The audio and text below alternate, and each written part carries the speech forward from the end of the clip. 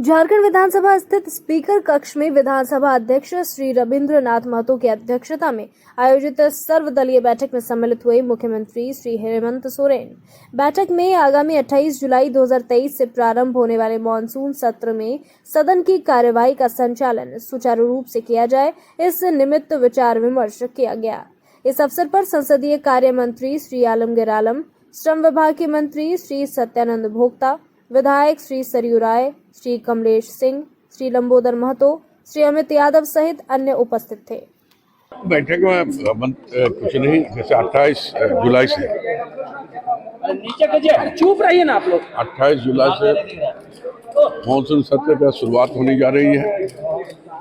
जैसे कि आप लोग जानते हैं कि पहला दिन माननीय अध्यक्ष का अभिभाषण होता है और फिर जो है शोक सभाएं होकर ही एडजॉर्न हो जाते हैं।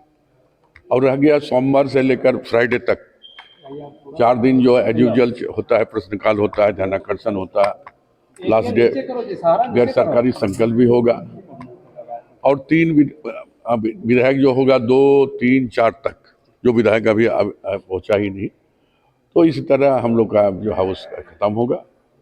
सर एक बार फिर से सर बीजेपी का कोई प्रतिनिधि नहीं आया सर आज के ये तो उनकी पार्टी का बात है, वो किनको बनाएंगे या नहीं बनाएंगे वो जाने। नहीं सर, आता ही नहीं कोई बीजेपी की तरफ से आज तक। नहीं, आते हैं इधर 1-2 हम लोग नहीं देखते हैं, लेकिन ब्रिंची नारायण को देखे कभी आते थे। सर गतिरोध तो होगा, इसका मतलब गतिरोध होगा या नहीं होगा। जो आपकी बैठक हुई तो सत्र कैसे सुचारू रूप से चले, बार बार आपके होते, तो इस बार क्या आपने कहा विधायकों से, अब मैंने विधायक दल के नेताओं से कि कैसे सत्र को कैसे सुचारू, क्योंकि विधेयक भी है और ऐसे विधेयक हैं जिस पर फिर आप जान ही रहे कि एक इशूज बेस है, नीतिगत है, वो बहुत महत्वपूर्ण विधेयक है, तो उसमें एक किस्म का वाद विवाद और फिर वाद विवाद के बाद एक मतलब और उनको ABCD से सिखाना पड़ेगा कि पत्रकारिता एक्चुअल है क्या।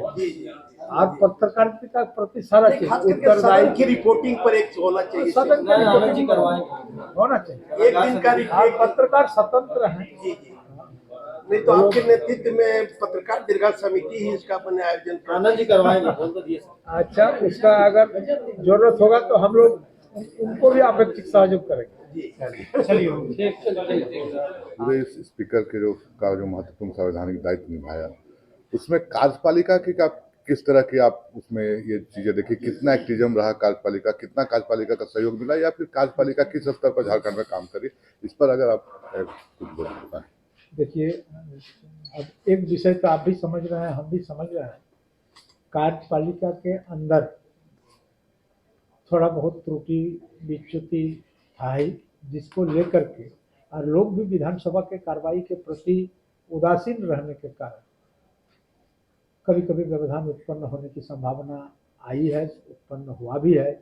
इसीलिए मैंने पिछले दिन हमारे दिल्ली से रिसोर्स पर्सन को बुला करके कार्यपालिका के तमाम अधिकारियों को इसका एक आलोचना चक्र हमने कराने का काम किया कि ताकि उनके मन के अंदर में विधायी व्यवस्था के प्रति क्या विचार है, क्या भावना है, उन पर वो कितने जानकार हैं या कितने जानकार नहीं है, इस विषय पर उन लोगों को चर्चा कराने का एक काम किया। और हम समझते हैं कि ये चर्चा होने के बाद उन लोगों के मन के अंदर में जो भी जिज्ञासा था, उनका क्या कर्तव्य है, क्या कर्तव्य नहीं है, तमाम विषयों पर जानने का काम किया।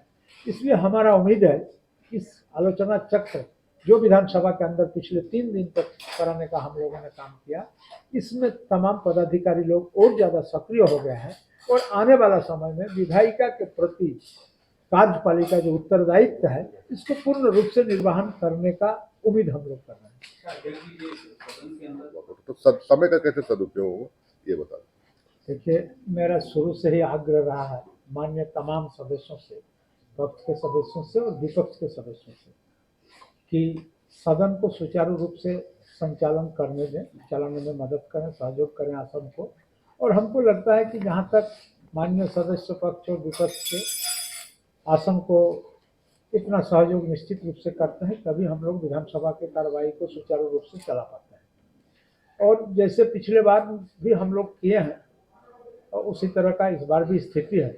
और हम उम्मीद करते हैं कि चूंकि ये टेन्योर के अंतिम दौर पर हम लोग गुजर रहे हैं और सारे लोग जनहित में काम करने के लिए इच्छुक भी है और ऐसे परिस्थिति में सदन का कार्रवाई में कोई व्यवधान उत्पन्न होने की संभावना दूर दूर तक नहीं है। फिर भी अगर मान लीजिए चूंकि विभिन्न विचारधारा वाला पार्टियों का समावेश सदन के अंदर में है, इसलिए कहीं कहीं कुछ कुछ अगर ऐसा क्षण या ऐसा पल अगर आ भी गया तो उसको पटक्षेप करने के लिए हम लोग काम करेंगे। सबका सहयोग का अपील भी हम लोग करेंगे और हर हाल में जो जनता का जो अपेक्षा है, जनता का जो काम है, उसको बाधित होने नहीं देंगे। विधेयक बार बार राज्यपाल के यहाँ से लौट रहा है, फिर वही विधेयक फिर आ रहा है हाउस के अंदर। अब भी एक कार्यशाला हो रहा था तो हम लोगों को याद है, आपने कहा था कि अधिकारियों को बड़ी सूक्ष्मता से देखनी चाहिए इन चीज़ों को कि आप हिंदी का अंग्रेजी अनुवाद कर रहे हैं या अंग्रेजी का हिंदी कर रहे हैं, वो भी गलतियाँ हो रही है। तो इस बार जो विधेयक आ रहा है तो उम्मीद है कि आपको ये विधेयक राज्यपाल की मंजूरी मिलेगी, उसमें कोई त्रुटि नहीं होगी। मैं आपको बता दूं, इसके पहले भी इस विषय पर हम लोगों ने चर्चा किया। जब हाई पावर कमेटी का बैठक चल रही थी तो उसमें कुछ विधेयक ये कह कर कहा जाता है कि हिंदी से अंग्रेजी ट्रांसलेट करने के क्रम में कहीं कहीं त्रुटि हो जाता है और इस सामान्य त्रुटि के चलते उस विधेयक वापस आ जाता है। और एक बार सदन के अंदर में जब विधेयक वापस आ जाता है तो उसका पूर्ण प्रक्रिया सदन को फॉलो करना पड़ता है और फॉलो करने के बाद फिर विधेयक को पास करके संशोधित रूप में फिर महामहिम के पास भेजा जाता है। तो हम लोगों ने इस बार निर्णय लिया कि इस बार जो विधेयक मूल रूप से सदन के अंदर जो विधेयक पेश होते हैं वो हिंदी का विधेयक पेश होता है और जब हिंदी का विधेयक पेश होगा तो हम लोग उस हिंदी का विधेयक ही राजभवन में भेजने का काम करेंगे। राजभवन या कुछ न्याय प्रक्रिया में इस विधेयक के अंग्रेजी रूपांतरण की आवश्यकता पड़ती है तो हम समझते हैं कि ये करने में राजभवन भी सक्षम है और सरकार भी सक्षम है, लेकिन विधानसभा सिर्फ हिंदी से पारित करेंगे और जो जथा पारित जो विधेयक होगा उसी को हम लोग राजभवन तक भेजने का काम करेंगे। मेरा आखिरी सवाल है आपसे, क्या आप करें? मैं आपको बता दूं, आश्वासन में जो नियम संगत आश्वासन होता है तो पूर्ण होता ही है। कहीं थोड़ा नियम अगर व्यवधान आता है तो वो आश्वासन पूर्ण करने में लोगों को कठिनाई होती है, तो उसके लिए भी हम लोग व्यवस्था करते हैं। इस नियम को कैसे इस आश्वासन के अनुकूल बनाया जाए, इस विषय पर भी हम लोग अध्ययन करते हैं, इस पर भी हम लोग अनुशीलन करते हैं और उसके उपरांत उस काम को कराने का प्रयास करते हैं। सर इस बार भी बीजेपी के कोई प्रतिनिधि उसमें बीजेपी के लोग भी दिख रहे हैं, तो क्या मतलब वो लोग सदन में उनकी भूमिका विपक्ष के तौर पे क्या लग रहा है बहुत आसान रहेगा? क्योंकि आपके पास तो बैठक में शामिल हुए नहीं, आपको क्या लग रहा है? आपको अब बैठक में नहीं आ सके हैं, हो सकता है कि कार्य का व्यस्तता होगा, कार्य व्यस्तता के चलते बहुत कई मान्य सदस्य नहीं आ पाए हैं, ये अलग विषय है। लेकिन इसका मतलब ये नहीं है कि सदन के कार्रवाई में उनका सहयोग नहीं रहेगा, इसको ऐसा अंदाजा नहीं लगा। क्या इस बार भी नेता प्रतिपक्ष के बिना ही मॉनसून सत्र गुजरेगा?